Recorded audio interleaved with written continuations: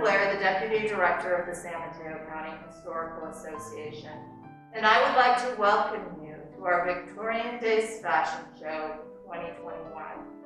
We were hoping that we would be able to do a live show for you this year here in historic Courtroom A, but COVID conditions do not allow. In fact, current protocols have all of our models wearing masks today. In the early 1980s, Millie Collection, a museum auxiliary volunteer, started a collection of vintage clothing. This is not part of our permanent collection. This is an education collection meant to be worn for reenactments and fashion shows. Today we will be sharing with you some of the clothing from the Victorian era, including a few new additions to the Millie Collection.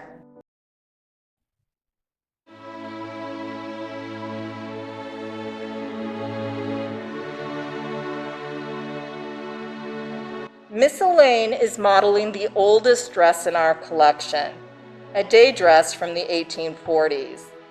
In the 1840s, a full skirt was achieved by wearing layers of petticoats or crinolines. In the 1850s and 60s, metal hoops allowed the bell shape of the dress to become much larger. The brown in this dress tells us that it is fall attire. The silk fabric with silk fringe in a day dress tells us that it belonged to a more upper-class lady. The dress has pagoda sleeves because they look like pagoda towers in the Orient, small at top and wide at the bottom. The undersleeve is detachable and can be removed for easy cleaning. Miss Elaine has a silk hat with beading. This is the type of outfit that Mrs. Howard might have worn on a visit to El Cerrito, their San Mateo country estate. The Howards met on the San Francisco docks in 1849. William Howard was a 30-year-old merchant. Agnes was 16 and traveling with her family. When she stepped off the ship, she saw Mr. Howard, and they married a month later. Thank you, Miss Elaine.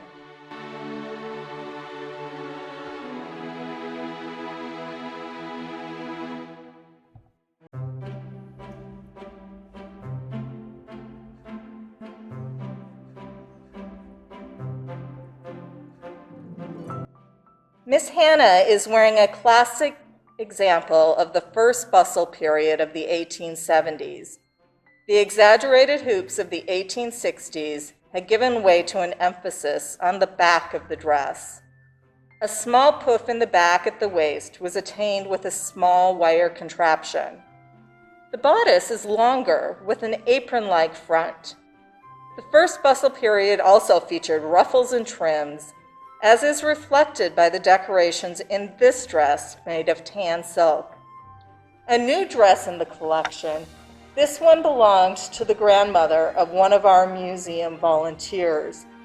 Another museum volunteer did extensive restoration of fraying material to allow it to be shown in fashion shows. A day dress with an ostrich hat. This could have been worn in 1872 when the Japanese Prime Minister and members of the Japanese Imperial Ministry had afternoon refreshments at William and Elizabeth Ralston's home. I wonder what refreshments Mrs. Ralston served to impress them with California cuisine.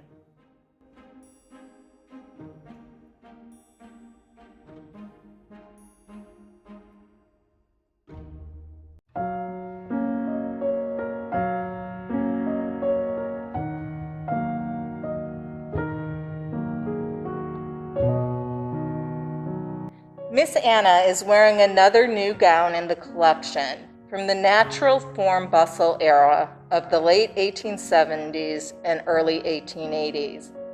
The bustle is much smaller and it conforms more to natural body shape.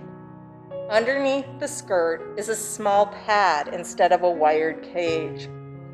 With beading down the front, this dress of cream-colored silk is an evening gown. It is not a ball gown, as it has long, page-like sleeves. Miss Anna could be on her way to a reception that Senator William Sharon held for former President Grant at his Belmont estate in October 1879. Miss Anna is wearing opera gloves. Can you show us what you would need to do to your gloves while eating?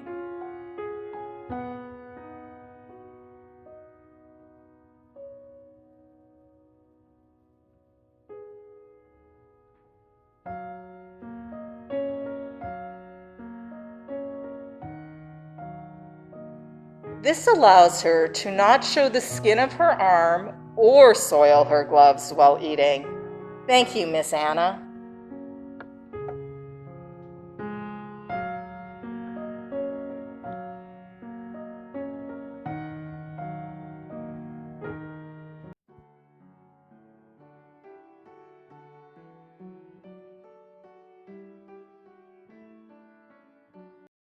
Miss Maisie is wearing a tan linen day dress with bias trim. This dress is from the third or late bustle era of the mid to late 1880s. This is an extreme bustle. It almost looks like there's a shelf on the back of the dress that you could rest a teacup on. Under the dress is what is sometimes called the lobster tail bustle, a steel cage made of fabric mounted on hoops. With a straw net hat, Miss Maisie is ready for an afternoon on the veranda of the Athertons' home, Valparaiso Park. Do be careful as to what you say. Mrs. George Atherton, Gertrude to her friends, might just turn the gossip into her next book.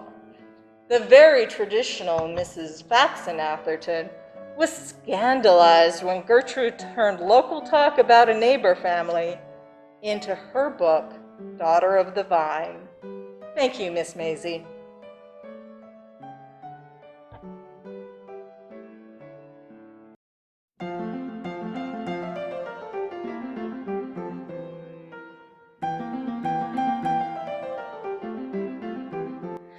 Miss Kinsey is wearing a cream day dress made of fine silk charmeuse decorated with cotton lace. She is carrying a parasol to protect her face from the sun. A proper lady always wore a hat outside, such as this one decorated with ostrich feathers. Perhaps Miss Kinsey is on her way to afternoon tea at Minnehaha, the San Mateo home of the de Gagnes. Christian de Gagny, a French count, married Minnie Parrott, the daughter of businessman John Parrott. Of the Parrott's 7 children, 2 married European noblemen. Miss Kinsey's dress also has the exaggerated bustle of the late bustle period, which means that she had to be careful sitting down. The steel hoops inside the bustle collapse together accordion style as she carefully sits down. This does mean that she cannot lean back against the back of the chair. Of course, proper manners would also not allow her to lean. Thank you, Miss Kinsey.